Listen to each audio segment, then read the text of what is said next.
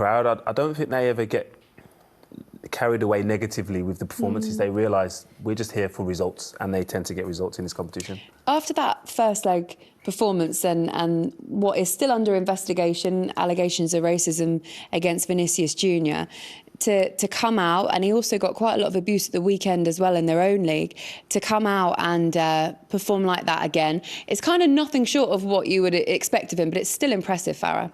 Yeah, really impressive, as you say, to kind of shrug that off and kind of face it again in terms of playing the same opposition where it happened. And to score the way he did, he wasn't in the game too much, but when he gets these moments in these type of positions, you know there's only one thing happening. And it's a really composed goal and finish from Vinicius Jr. But it's the celebration that I enjoyed the most about it. The goal is brilliant. Look, he passes it, the composure. This pass here, Valverde, fantastic. He takes it well. Vinicius does well to get round it and then just pass it into the bottom corner. But to replicate that celebration that he did last week and to do it at home with the support of his fans just felt extra special for him tonight. And as I say, it's the winning goal on the night.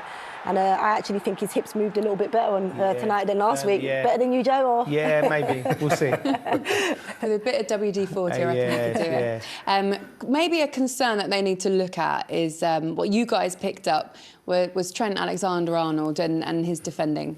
Yeah, definitely. I think when Trent's in possession, I think no one questions him, and there are going to be games where he's going to be needed and required more defensively than offensively, and tonight was one of them occasions, and I don't think he covered himself in too much glory. I think there's 6 potential duels, and he doesn't come out winning any, and I think the guys touched on it in commentary, we've touched on it here, when they face a more devastating winger or more devastating team, there could be consequences to this level of performance. So, yeah, I'm sure he's going to have to look at this and analyse where we can improve, and as a setup, as a Real Madrid setup, they probably shouldn't isolate him as much and leave him 1v1. Yeah, it's how they use him tactically. It's a very different player to Carvalho. This is the glaring one for me, Jolien, where he's turning around the corners. It's a simple 1-2, and they're nearly getting. And again, I know how good a player he is. I do, but in these situations, when you're at Real Madrid in particular, and you've got a 6-time Champions League winner sitting on the bench ready to come back into it,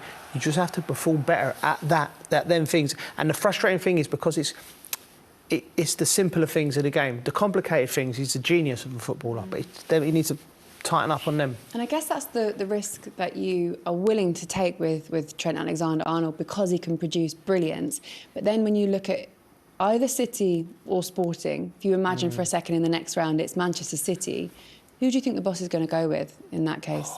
I think that it'd be telling. I think he might go back to type unless. And listen, that might have been a one-off. I'm not seeing him every week, Trent. It might have just been he might have been defended really well in the previous games, especially if a Doku was playing or something. And you have to look at what the opposition are going to see. They're going to watch that and go, not just Trent as well. Both fullbacks, they were getting in behind.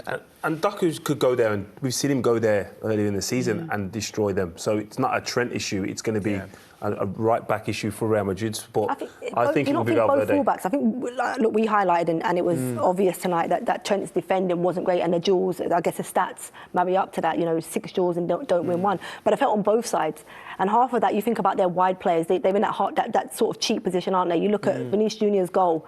He's in that more advanced position and gambling a little bit, and they probably don't get the support from their wingers. So they are exposed to 1v1 duels, which for me isn't a strength of Trent's. So, against better opposition, that is a position that you're going to have to look at, especially if you haven't got as much of the ball, which we didn't expect that to happen tonight. But then it becomes into a set-up thing. It doesn't become to an individual issue. It's like the set-up has to be different. You can't expect your wingers to do both, so you might have to reduce one of them and play a little bit deeper. Yeah. OK, guys.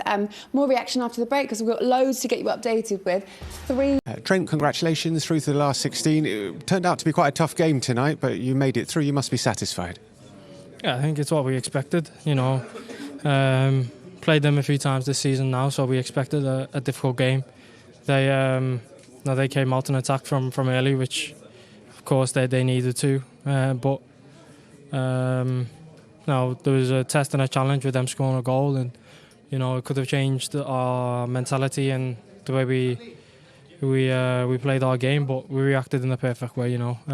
Showed our resilience, bounced back straight away with a fantastic finish from Aurelian, and then seeing the game out. With Vini showing an excellent finish again at the perfect time in the game to kind of put the tie to bed and at that point it's just about seeing it out and, you know, staying mature, not trying to chase more goals. And, you know, we've done that. We kept the ball when we managed the game excellently. Was it tough to focus just on the football, just on the game tonight, given what happened last week? No, not particularly, if I'm honest. Of course, you know, what happened last week has happened. You know, I don't want to say it's in the past because, you know, I don't want to kind of downplay how big of an issue it is and what actually happened. But our focus was getting through. That's all that mattered to us kind of today. It wasn't about proving a message or sending a message to anyone. It was about winning the game. Let our football do the talking, and you know, that's what we did. You mentioned Vinicius scored, lovely finish, joyful celebration as well. How was he before the game? The same as usual. You know, he's very chilled, very relaxed. He knows his quality. He knows what he brings to the team. He knows what kind of player he is and how good he is. And he likes to express that on the pitch. So we try to give him the ball as much as possible, let him do what he does best, and he helps the team. You know, he scored very important goals for us so far this season, and, you know, if he keeps playing the way he does, then we have a better chance of being successful this season because, you know, he's a game changer, he's a game winner, and he's somebody who will help us win trophies. Were you happy for him that he scored tonight? Yeah, of course. You know, also happy for Aurelian too.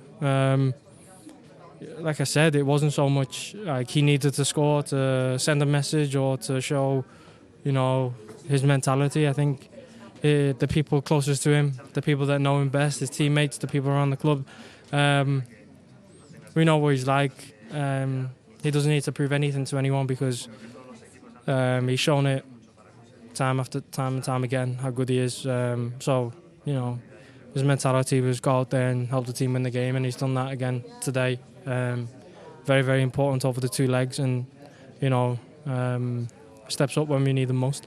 Finally, it's your first season at Real Madrid, but you know what this competition means to this club. It's been a bit of a roller coaster season, but now you're through into the last 16, and I guess, you know, anything can happen in this competition.